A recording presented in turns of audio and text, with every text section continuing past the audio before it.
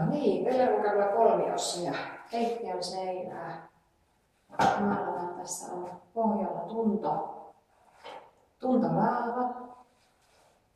Ja nyt menee sitten pintaan tunto, sen jälkeen kun laava on kuivannut, ja sitten menee tunto dolomiitti. Ja erilaisia tekniikoita kokeilee ja totesi, että tämä on kaikista tehokkain ja nopea väline tähän hommaan.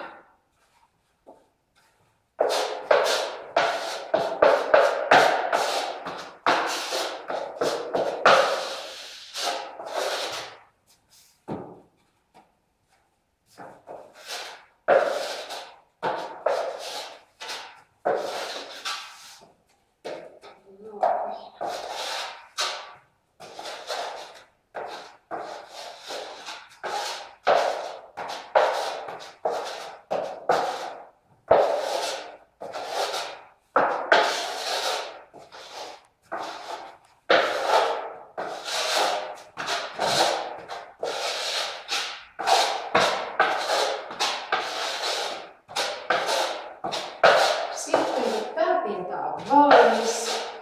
Keittiön kaapi asennetaan kohta. Sen jälkeen mä kuumainen taas, että onko tämä nyt se lopullinen väri, että tähän jää. Pistetäänkö tähän kenties vielä jotain muuta ulottuvuutta.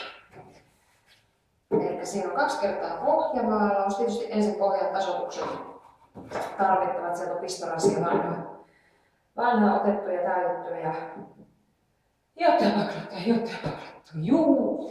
Sitten pohjamaalattu ja sitten laitettu tosiaan tuo tunto. Ja sen mä laitoin telalla. Telalla laitoin sen ja annoin kuivaa. Vedin teräsvastalla sen telauksen jälkeen, eli semmoisen 1,5 neliöä kerrallaan telasin ja sitten vedin teräsvastalla perään. Annoin kuivaa seuraavaan päivään ja nyt sitten vedetään tätä tuntodolomiittia tuolla systeemillä. Ihanainen.com